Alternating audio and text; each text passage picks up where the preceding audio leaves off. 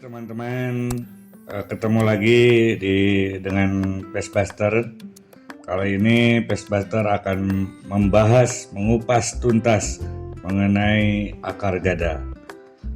Nah, ini sebelum kita membahas masalah akar gada, apa sih pentingnya pH tanah bagi kita? Ini sangat penting sekali untuk kita ketahui.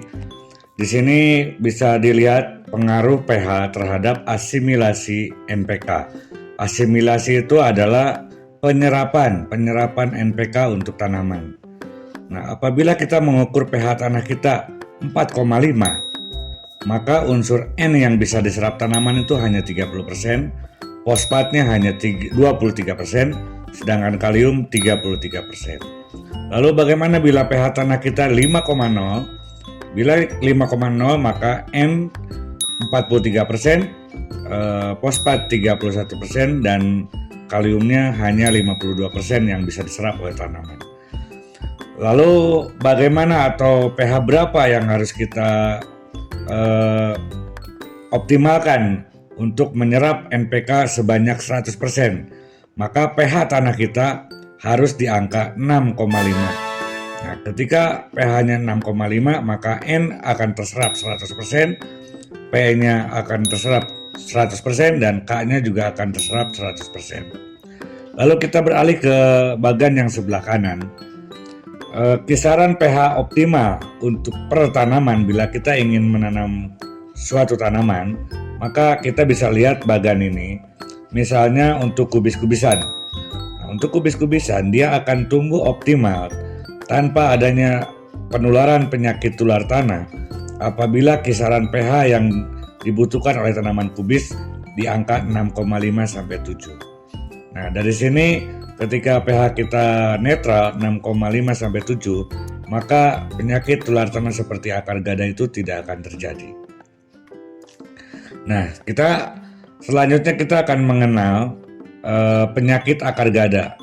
Nah, ini dapat dilihat di sebelah kiri ada fotonya, ada tampilan akar gada atau bengkak akar, kalau bahasa Sundanya betian. Nah, ini kita akan coba terangkan ke teman-teman Pestbuster ya. Yang pertama itu penyebab dari akar gada adalah cendawan Plasmodiopora. Nah, cendawan Plasmodiopora ini akan hidup dan berkembang pada pH tanah masam kurang dari 5,5.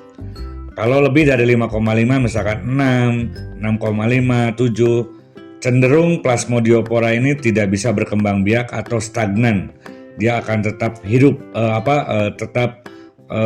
istirahat, dia tidak bisa berkembang biak. Selanjutnya akar gada ini mulai menyerang di persemaian pada saat benih berkecambah. Jadi ketika biji itu berkecambah keluar akar, maka di situ apabila pH-nya rendah, cendawan Plasmodiopora ini akan menyerang perakaran. Serangan akar gada akan makin cepat setelah bibit pindah tanam pada pH tanah kurang dari 5,5. Jadi ketika pindah tanam ke lahan atau transplanting dan pH tanah di kebun kita ini kurang dari 5,5, maka akar gada ini akan semakin cepat. Selanjutnya, lahan yang punya riwayat akar gada, di mana sebelumnya kita pernah menanam kubis-kubisan, di situ sudah terserang akar gada, maka akan selamanya terinfeksi Plasmodiopora. Perlu teman-teman Pestbuster ketahui bahwa cendawan Plasmodiopora ini mampu hidup dan bertahan hidup di dalam tanah itu lebih dari 8 tahun tanpa air. Jadi sampai saat ini belum ada obat yang bisa mengendalikan Plasmodiopora di dalam tanah. Hanya saja kita perlu ketahui bahwa Plasmodiopora ini akan hidup bila pH-nya 5,5 ke bawah. Selanjutnya, nah ini akan saya jelaskan. Di bagian di sini ada yang namanya kecambah. Ketika dia berkecambah, biji ini berkecambah, Nah, ini ujung-ujung akar bila didekatkan, di sini ada bulu-bulu akarnya. Nah, ini mulai akan dihinggapi cendawan Plasmodiopora. Dia akan menggigit bulu-bulu akarnya. Nah, lalu setelah bulu-bulu akarnya digigit habis, maka akan terjadi yang namanya Plasmodium in cell atau infeksi sel oleh Plasmodiopora.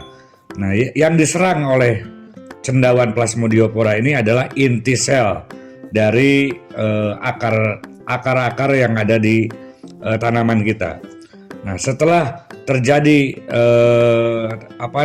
Plasmodiopora in cell atau infeksi di dalam sel akar, maka nanti akar-akar ini sel-selnya akan membengkak.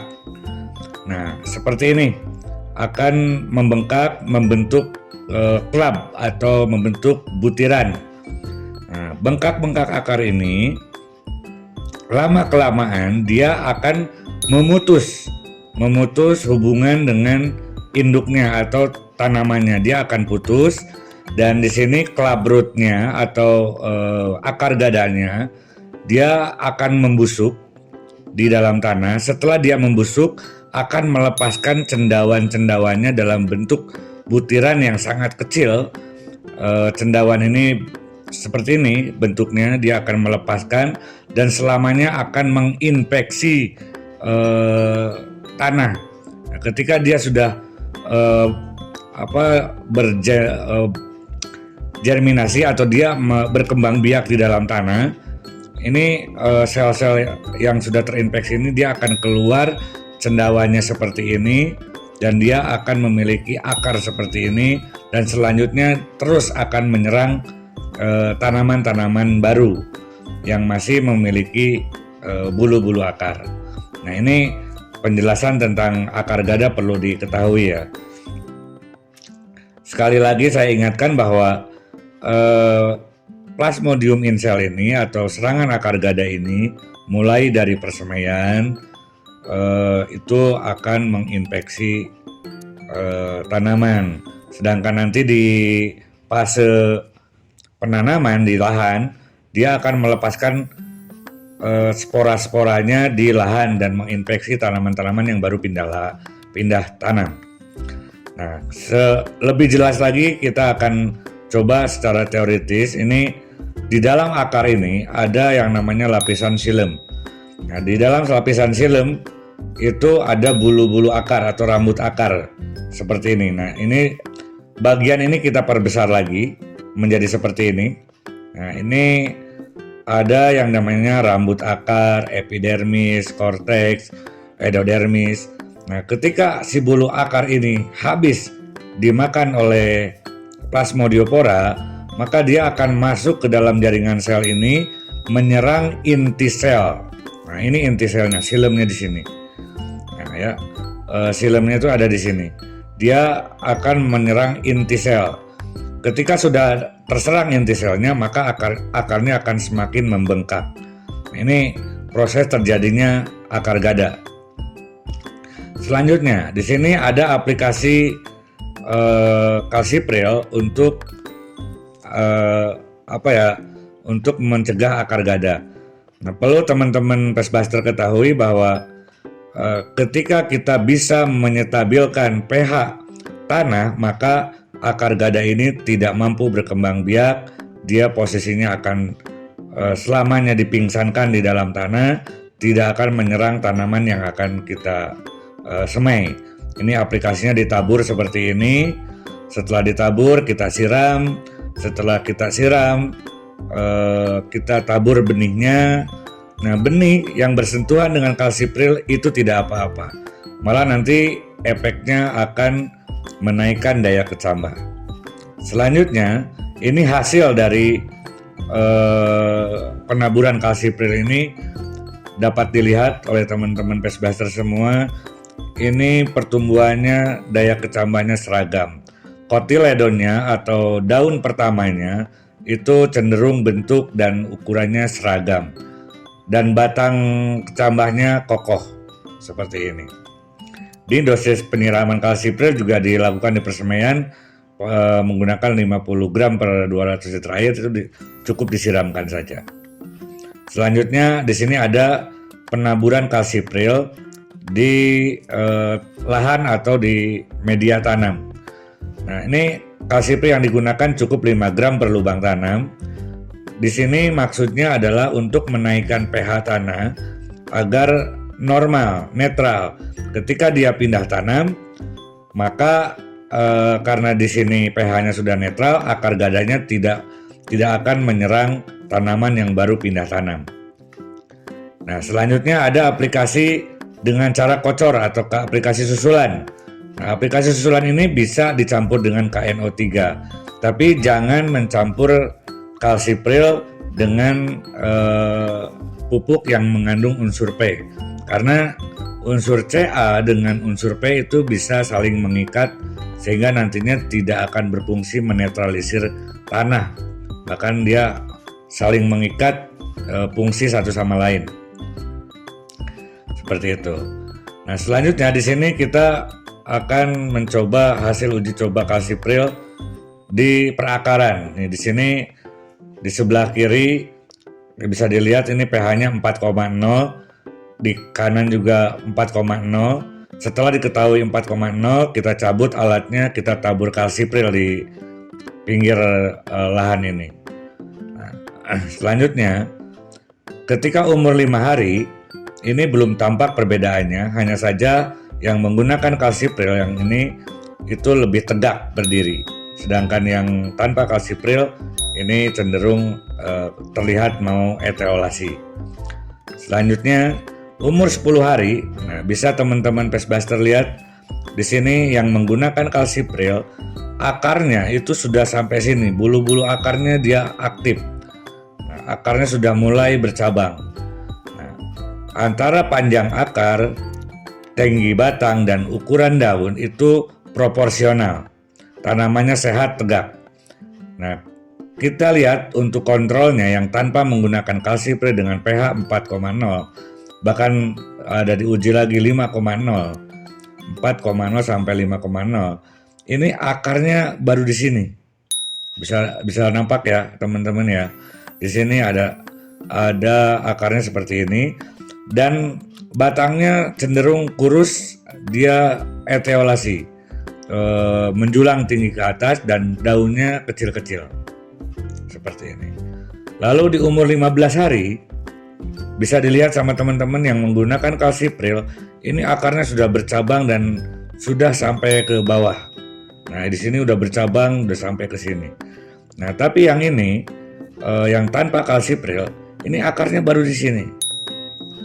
Dan batangnya itu cenderung kurus dan daunnya kecil-kecil. Ketika umur 20 hari setelah tanam, ini akar yang menggunakan kalsipril sudah memenuhi bagian akuarium ini. Sedangkan yang tidak menggunakan kalsipril, dia ada di bagian ini. Masih seperti ini. Lalu apa yang akan terjadi ketika umur 25 hari tanah dibiarkan asam, maka akan terjadi seperti ini. Nah, ini akan terjadi layu. Sedangkan yang menggunakan kalsipril dia tegak, sehat. Kalau yang tanpa kalsipril dia mengalami penyakit tular tanah layu fusarium atau layu bakteri, karena bakteri atau jamur fusarium itu akan berkembang biak di pH tanah asam. Ketika pH tanahnya netral, penyakit itu tidak akan bisa berkembang biak. Nah, ini adalah hasil aplikasi kalsipril untuk upaya penanggulangan penyakit akar gada yang tadi diperagakan oleh salah seorang penyemai, Bu Ai namanya. Ini hasilnya untuk tanaman selada head lettuce. Ini kompak, pertumbuhannya seragam. Selanjutnya, nah ini setelah di lahan menggunakan kalsipril juga sangat seragam, tidak ada akar gada. Selanjutnya di sini tanaman sawi. Ini sawinya kita pakai sawi siko menggunakan kalsipril, pertumbuhannya sehat, seragam di persemaian. Lalu apa yang terjadi ketika setelah pindah tanam kita aplikasi lagi kalsipril? Hasilnya akan seperti ini. Seragam tanpa adanya akar gada. Selanjutnya nih di tanaman brokoli, di persemaiannya tegak, sehat seperti ini yang menggunakan kalsipril. Ketika pindah tanam akan seperti ini. Nah, sehat ya tanpa ada gangguan akar gada di lahan. Oke teman-teman, hatur nuhun, sekian, terima kasih. Ini penjelasan tentang akar gada. Kita kembali lagi ke lapangan, kupas tuntas tentang akar gada ini di lapangan bersama Agus Kamal dengan Pest Blaster.